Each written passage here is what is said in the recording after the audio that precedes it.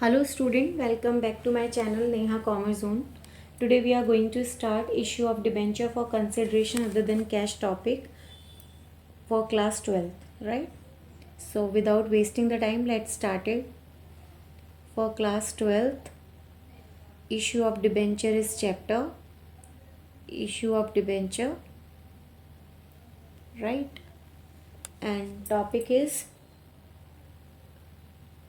Topic है हमारा आज का issue of debentures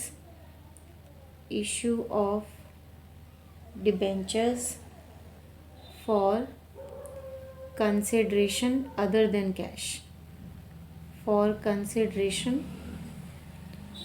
than cash, यानी कि जब हम डिबेंचर्स को इशू करते हैं तो हमें कैश नहीं, कैश के अलावा कंसिडरेशन में जो कैश है उसके अलावा मिल रहा है। कंसिडरेशन में हमें कैश नहीं मिल रहा, कैश की जगह कुछ और मिल रहा है, ठीक है। तो उस केस में हमें क्या मिलेगा, या तो हम एसेट्स ले रहे हैं या पूरा का पूरा बिजनेस ले रहे हैं, राइट। इस तरीके से हमें करते हैं। चलिए, सो issue of debenture other than cash का मतलब होता है कि कंपनी अमाउंट रिसीव नहीं करती, ना कैश में ना चेक में। जो भी वो डिबेंचर इशू करती है उसके अगेंस्ट उसको कोई कैश नहीं मिलता, बल्कि डिबेंचर को जो इशू किया जाता है वो अदर देन कैश किया जाता है। तो उसमें कुछ सिचुएशंस हैं हमारी। एक सिचुएशन है जहाँ पर हम प्रमोटर्स को इशू कर रहे हैं, एक सिचुएशन है जहाँ पे हम अंडरराइटर को इशू कर रहे हैं, और एक सिचुएशन है जहाँ पर हम वेंडर को इशू कर रहे हैं, राइट। तो हम देखते हैं इसको किस तरीके से हम करेंगे। हमारी अगर हमें कैश नहीं मिल रहा है और अदर देन कैश में हम डिबेंचर को इशू करते हैं तो 3 सिचुएशन होती है हमारी, राइट। पहली सिचुएशन क्या है कि हम जो इशू कर रहे हैं डिबेंचर, इशू ऑफ डिबेंचर, जो हम डिबेंचर इशू कर रहे हैं वो किसको करेंगे, प्रमोटर्स को, टू प्रमोटर्स, राइट। दूसरी सिचुएशन जहाँ पर हम डिबेंचर को इशू कर रहे हैं, इशू ऑफ डिबेंचर किसको कर रहे हैं, वो हम कर रहे हैं अंडरराइटर्स को, अंडरराइटर्स। और थर्ड सिचुएशन है जिसमें हम डिबेंचर जो इशू कर रहे हैं वो किसको कर रहे हैं, जो हम डिबेंचर इशू कर रहे हैं वो हम कर रहे हैं बेटा वेंडर्स को। किसको इशू कर रहे हैं, वेंडर्स को इशू कर रहे हैं, राइट। हम डिबेंचर को इशू करते हैं जब हमें कैश मिलता है, और ये जो केस है वो ये है कि हमने डिबेंचर को इशू किया बट हमें कैश की जगह कुछ और कंसिडरेशन में मिलता है। उसमें 3 सिचुएशंस इशूड है। जब हम डिबेंचर को इशू कर रहे हैं प्रमोटर्स को, जब हम डिबेंचर इशू कर रहे हैं अंडरराइटर को, और जब डिबेंचर इशू कर रहे हैं वेंडर्स को। तो इस स्लाइड का आप स्क्रीनशॉट ले लीजिए, मैं आगे आपको बताती हूँ कि जब हम डिबेंचर इशू करते हैं प्रमोटर्स को तो क्या होता है, राइट। Let's start it. जो हमारा पहला है केस वो क्या है, issue of debentures to promoter. हमने जो डिबेंचर इशू करें हैं वो किसको करें, प्रमोटर्स को करें, issue of debenture to promoters. तो जब कंपनी अलॉट करती है डिबेंचर प्रमोटर्स को उनकी सर्विस के अगेंस्ट, जो भी वो सर्विस रेंडर करते हैं उसके लिए प्रमोटर्स को जो डिबेंचर अलॉट करती है कंपनी, ठीक है। और वो किस लिए किया जाता है प्रमोटर्स के द्वारा, क्योंकि वो सर्विस देता है कंपनी के इनकॉर्पोरेशन से रिलेटेड। तो उस केस में हमारी 2 एंट्री होती है। पहली हमारी एंट्री होती है इनकॉर्पोरेशन एक्सपेंसेस, इनकॉर्पोरेशन एक्सपेंसेस। उसके अलावा हम प्रिलिमिनरी एक्सपेंसेस भी लिख सकते हैं, प्रिलिमिनरी एक्सपेंसेस, अकाउंट डेबिट, चाहे हम प्रिलिमिनरी एक्सपेंस लिखें या हम इनकॉर्पोरेशन एक्सपेंसेस लिखें, to promoters account, to promoters account. और नरेशन में क्या आएगा, incorporation expenses payable, incorporation expenses payable. ये हमारा नरेशन में आएगा, ठीक है। सेकेंड एंट्री हमारी होगी जब हम प्रमोटर्स को उसके बदले डिबेंचर अलॉट करेंगे, तो यहाँ पर रिसीवर कौन हो जाएगा, प्रमोटर। तो प्रमोटर्स को हम करेंगे debit, promoters account debit to जो भी स्पेसिफिक परसेंटेज है डिबेंचर की वो टू डिबेंचर अकाउंट, राइट। और नरेशन में आप क्या लिखेंगे, पर्टिकुलर परसेंटेज जो है उसका debenture allotted to the promoters, allotted to the promoters, ये आपकी एंट्री होगी। इनकॉर्पोरेशन एक्सपेंसेस या प्रिलिमिनरी एक्सपेंसेस को रिटर्न ऑफ किया जाता है जब वो इनकर्ड होता है security premium then statement of PNL से, राइट। तो आप इस पेज का स्क्रीनशॉट ले लीजिए। फिर आगे हम देखते हैं जब हम डिबेंचर प्रमोटर्स को इशू करते हैं उसके बाद जब हम अंडर राइटर को करते हैं तो वो भी देख लेते हैं। सेकेंड केस है जिसमें हम डिबेंचर को इशू कर रहे हैं, issue of debentures to underwriter. किसको, अंडर राइटर, अंडर राइटर्स, ये ई है हमारा। तो underwriters in this case underwriter undertake to subscribe the securities, right, that are not subscribe by the public for a fee. Public के द्वारा ये subscribe नहीं की जाती, अंडर राइटर खुद सिक्योरिटीज़ को अंडरटेक टू सब्सक्राइब करता है। कंपनी देन अलॉट करती है डिबेंचर अंडर राइटर्स को इन पेमेंट ऑफ देयर फीस, मतलब अंडर राइटर को फीस देने के बजाय कंपनी उनको डिबेंचर अलॉट करती है। तो हमारी पहली एंट्री क्या होगी, हमारी पहली एंट्री होगी underwriting expenses account debit to underwriters account. और नरेशन में हम क्या लिखेंगे, नरेशन में हम लिखेंगे underwriting commission payable, underwriting commission payable. और सेकंड में हम क्या एंट्री लिखेंगे, सेकंड हम लिखेंगे जब हम अंडर राइटर को डिबेंचर अलॉट करेंगे तो underwriters account debit to specific जो भी परसेंटेज है टू डिबेंचर अकाउंट। और ब्रैकेट में हम लिखेंगे debenture issued to underwriters. ये भी यही है कि underwriting commission written off होगी उसी साल जिस साल वो अलॉट कर रहे हैं हम डिबेंचर्स, और रिटर्न ऑफ होगी एसपीआर से देन स्टेटमेंट ऑफ पीएनएल से, ठीक है।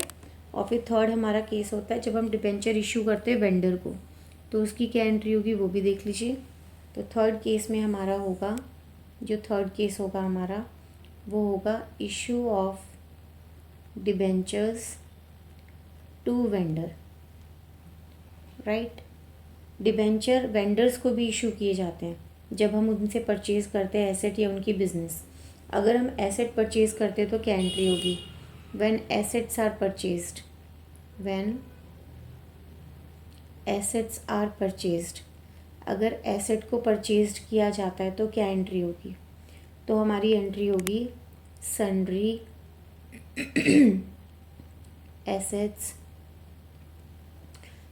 Assets account debit to vendor account, sundry assets account debit to vendor account. और नरेशन में आप क्या लिखेंगे, परचेज ऑफ सन्ड्री एसेट। आपने जो सन्ड्री एसेट्स हैं आपने उनको क्या कर लिया, परचेज कर लिया। तो परचेज ऑफ सन्ड्री एसेट्स, जब कंपनी बिजनेस परचेज करती है कंपनी, तो इसका मतलब होता है कि एसेट्स एंड लाइबिलिटीज़ दोनों को टेक ओवर करेगी, और जो परचेज कंसिडरेशन होगा बदले में वो उसके नेट एसेट के बराबर भी हो सकता है, नेट एसेट से ज़्यादा भी हो सकता है, और नेट एसेट से कम भी हो सकता है। तो परचेज कंसिडरेशन क्या होता है, परचेज कंसिडरेशन वो अमाउंट होता है जो एग्री किया जाता है किसी भी एसेट्स को लेते टाइम पे करने के लिए, या किसी भी बिजनेस को टेक ओवर करते टाइम जो पे करते हो आप। तो परचेज कंसिडरेशन आपको जनरली क्वेश्चन में गिवन होता है, अगर नहीं तो it is equal to the net asset, यानी कि जो भी आपकी एसेट आपने टेकन की है उसकी एग्रीड वैल्यू को जो आप लाइबिलिटी एज्यूम कर रहे हैं एग्रीड अमाउंट से, उसमें को आप माइनस करोगे तो आपको इजीली पता लग जाएगा, राइट। तो जब हम एसेट परचेज करेंगे तो हमारी एंट्री बनेगी sundry asset account debit to vendor account. And always remember one thing, जब आप एंट्री करते हो, अगर आपका डेबिट साइड शॉर्ट होता है तो वहाँ पे आपका गुडविल आता है, और लाइबिलिटी साइड शॉर्ट होती है तो वो आपका कैपिटल रिजर्व आता है। एसेट परचेज करने की तो यही एंट्री होगी। मैं आपको बता देती हूँ कि अगर हम पूरा का पूरा बिजनेस परचेज करते हैं तो उस केस में हम क्या एंट्री करते हैं, राइट। तो वो एक बार देख लीजिए। जब हम पूरा का पूरा बिजनेस परचेज कर रहे हैं, right, when business is purchased, जब बिजनेस परचेज करते हैं तो बिजनेस के परचेज में एसेट्स एंड लाइबिलिटीज़ दोनों ही चीज़ें टेक ओवर होंगी। तो उस केस में हम लिखेंगे sundry assets account debit to sundry liabilities account. Just a minute,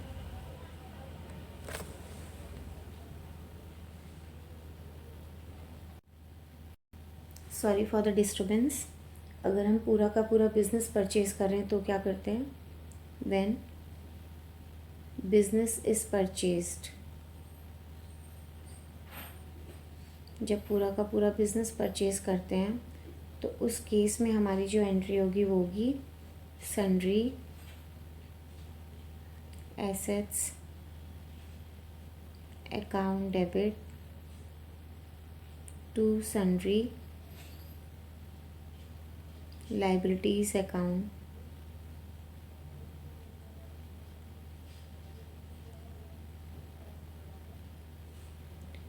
to vendors account, right. अब होगा क्या, यदि हमारा परचेज कंसिडरेशन नेट एसेट से ज़्यादा होता है तो उस केस में क्या होता है, हमारा डेबिट साइड शॉर्ट होगा। तो वहाँ पर आप क्या लिखोगे, गुडविल। गुडविल आपका क्या आएगा, बैलेंसिंग फिगर आएगा। और अगर नेट एसेट ज़्यादा होगी परचेज कंसिडरेशन तो उस केस में हमारा जो क्रेडिट साइड शॉर्ट आएगा तो वो कैपिटल रिजर्व में जाएगा, टू कैपिटल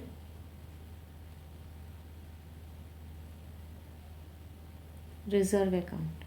वो क्वेश्चन पर डिपेंड करता है, यदि डेबिट साइड शॉर्ट होगी देन गुडविल, और अगर क्रेडिट साइड शॉर्ट होगी तो कैपिटल रिजर्व। तो इस चीज़ का ध्यान रखना है। गुडविल को बुक्स ऑफ अकाउंट में रिकॉग्नाइज किया जाता है जैसे ही कंसिडरेशन यानी कि डिबेंचर पे किए जाते हैं, ठीक है। तो अब जब हमने बिजनेस परचेज किया या हमने एसेट परचेज किया तो बदले में हम क्या देंगे, सभी केसेस में हम डिबेंचर इशू करेंगे। यहाँ पर जो डिबेंचर इशू होंगे वो पार पे भी हो सकते हैं, प्रीमियम पे भी हो सकते हैं और डिस्काउंट पे भी हो सकते हैं। तो उस केस में क्या एंट्री होती है वो एक बार देख लीजिए, पार, प्रीमियम, डिस्काउंट, जो डिबेंचर को इशू किया जा रहा है। Debenture issued at par, then at premium and at discount.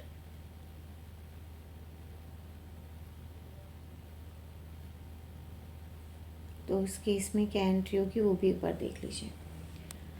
जब डिबेंचर को इशू किया जा रहा है पार पर तो हम एंट्री करेंगे vendors account debit to specific debenture account, और प्रीमियम पर है तो vendors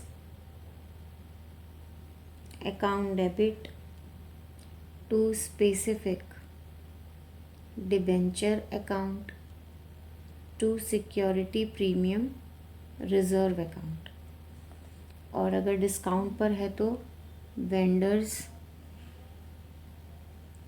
account debit discount on issue of debenture account debit to specific debenture account. और नंबर ऑफ डिबेंचर इशूड सब तीनों ही केसेस में कैसे निकलता है, नंबर ऑफ डिबेंचर इशूड तीनों ही केसेस में कैसे निकलेगा, उसके लिए आप परचेज कंसिडरेशन को रखेंगे नुमरेटर में, परचेज कंसिडरेशन इसको आप नुमरेटर में रखेंगे, और डिवाइड कर देंगे इश्यू प्राइस ऑफ डिबेंचर से, इश्यू प्राइस ऑफ डिबेंचर।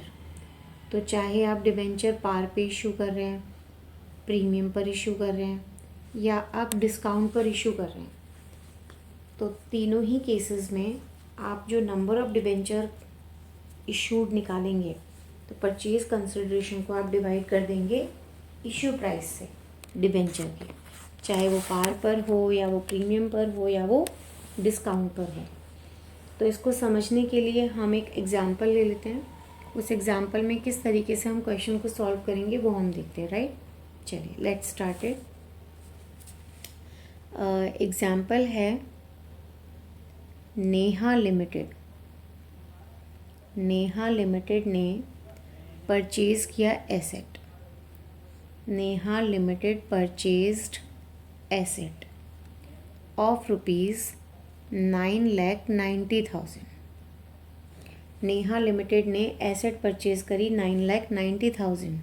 कहाँ से?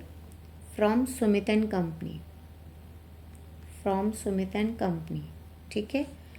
Payment was made by issuing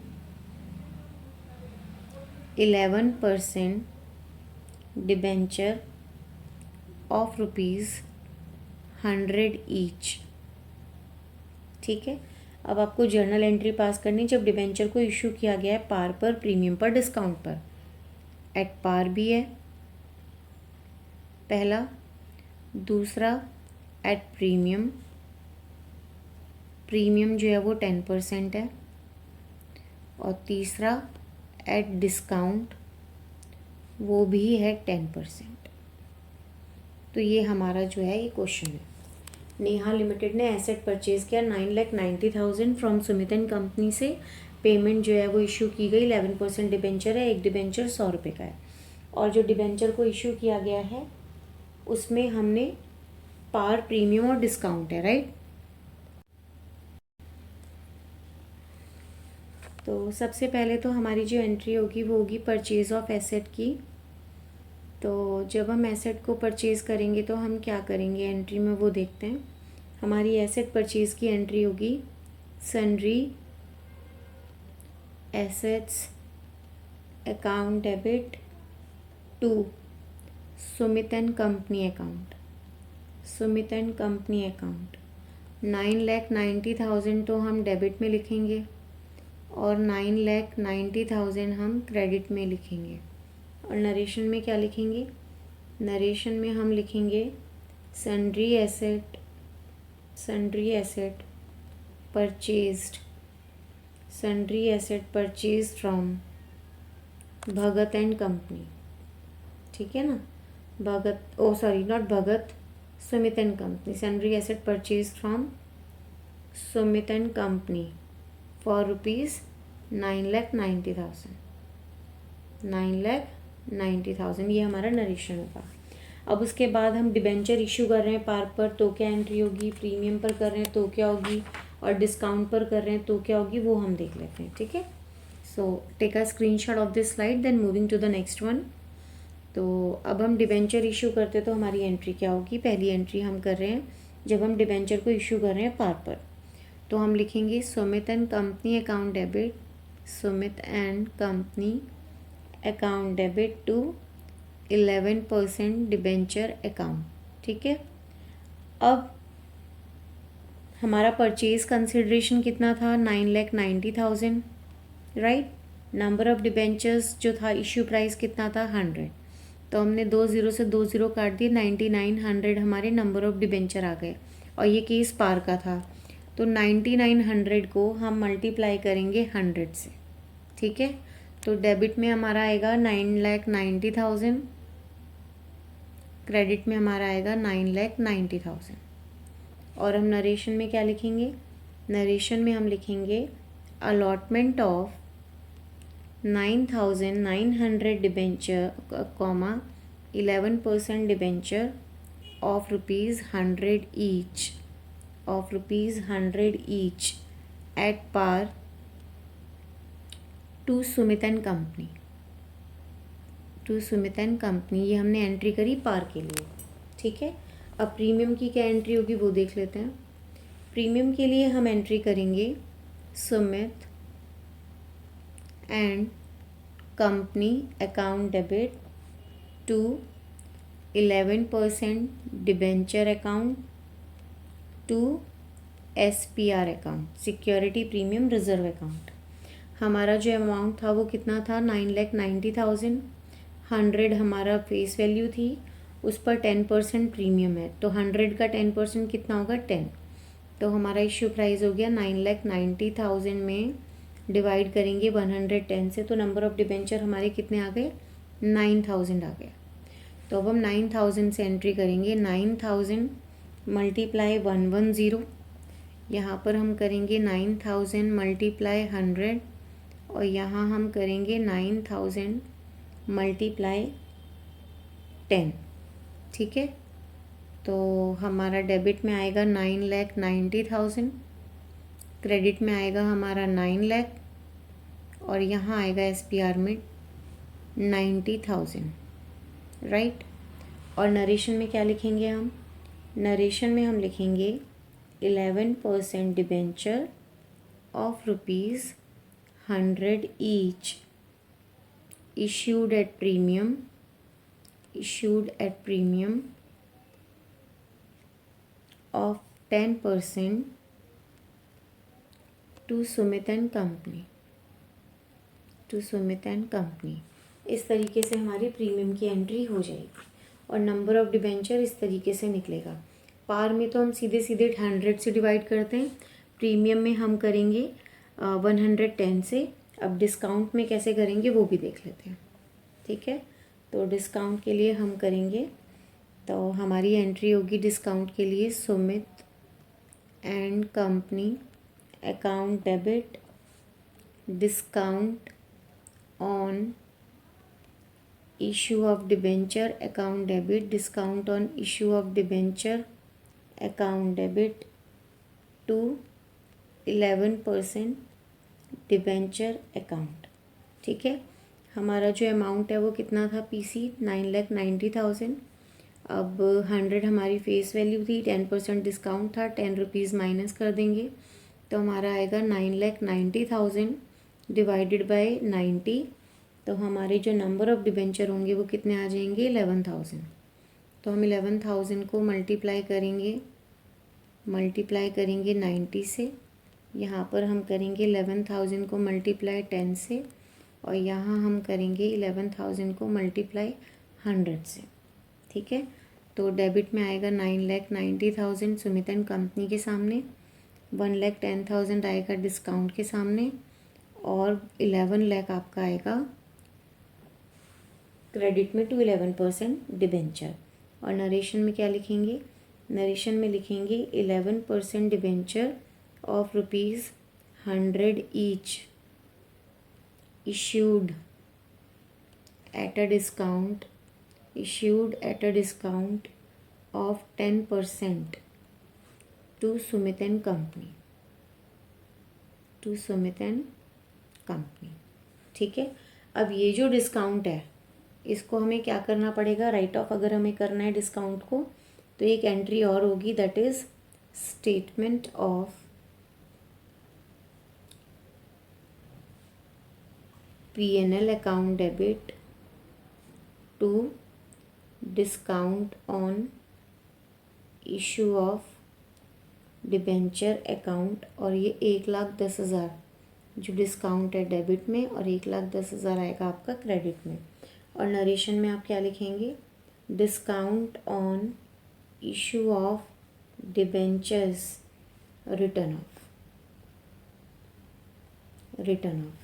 यहाँ पर आपने एसेट को परचेज़ किया था और एसेट को परचेज़ करने के बाद आपने वेंडर को जो डिबेंचर्स इशू किए थे पार में, प्रीमियम में, डिस्काउंट में, वो हमने इस क्वेश्चन में यहाँ पे किया। आई होप आपको चीज़ क्लियर हो गई होगी, राइट। चलिए एक और एग्जांपल देख लेते हैं, एक एग्जांपल और देख लेते हैं। बाकी के एग्जांपल्स और क्वेश्चंस नेक्स्ट पार्ट में मैं आपको कराऊंगी। रॉकी लिमिटेड ने परचेज़ किया बिल्डिंग, रॉकी लिमिटेड ने परचेज़ किया building for rupees 22 lakh, for rupees 22 lakh, right. Half payment was made, half payment was made by check, half payment was made by cheque, half payment जो है वो cheque से कर दी गई. एंड द बैलेंस हाफ, जो हाफ बैलेंस था उसके लिए by issue of 9% debenture of rupees 100 each, of rupees 100 each at a premium of 10%, at a premium of 10%. Now you have to pass the necessary journal entry, pass the necessary journal entry. तो इसकी क्या journal entry होगी वो एक बार देख लेते हैं. रॉकी लिमिटेड ने बिल्डिंग परचेज़ की 22 लाख की, जिसमें से हाफ पेमेंट चेक से पे कर दी गई और बाकी का बैलेंस जो है उसमें 9% डिबेंचर्स इशू किए गए. एक डिबेंचर 100 रुपीज़ का था और प्रीमियम कितना था 10%. आपको नेसेसरी जर्नल एंट्री पास करनी है. तो क्या इसका सल्यूशन होगा वो एक बार देख लेते हैं. तो पहली एंट्री देखिएगा क्या होगी. पहली एंट्री होगी बिल्डिंग परचेज़ करने की, तो हम करेंगे बिल्डिंग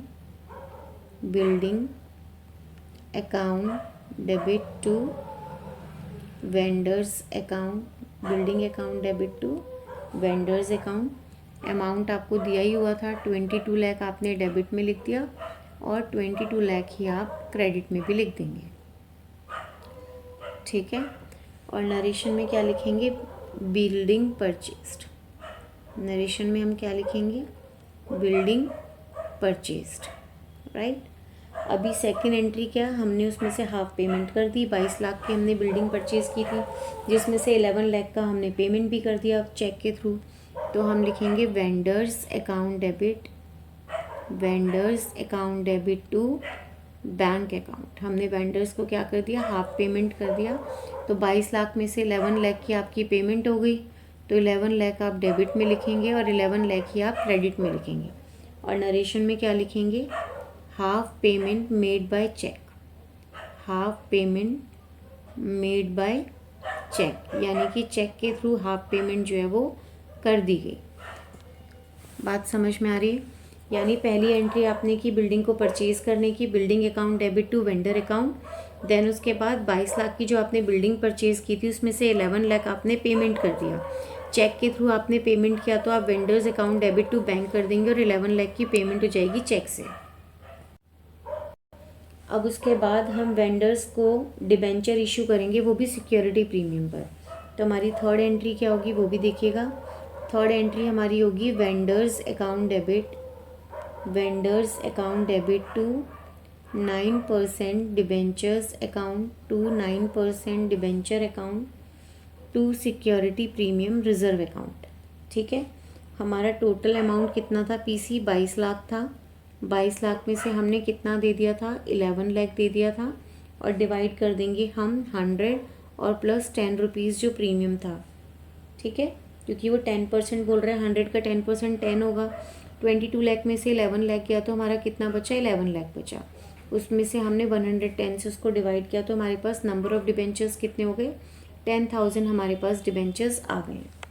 तो हम एंट्री करेंगे 10,000 मल्टीप्लाई बाय 11, 110, राइट. तो ये कितना हो जाएगा, ये हो जाएगा आपका 11 लाख डेबिट में. अगेन फिर हम करेंगे 10,000 को मल्टीप्लाई 100 से, तो यहाँ हमारा आ जाएगा 10 लाख, राइट.